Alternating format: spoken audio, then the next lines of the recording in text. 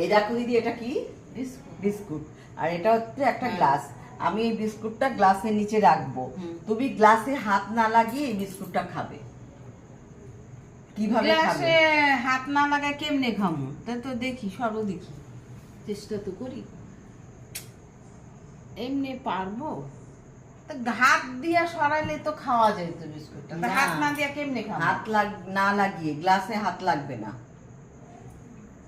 মাথাটাই তো কাজ করে না, ফাঁকা হতে নাই।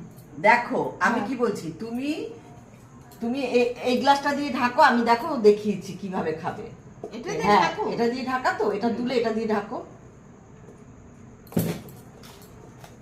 ওরে বাবা, তুমি খায় নিলা?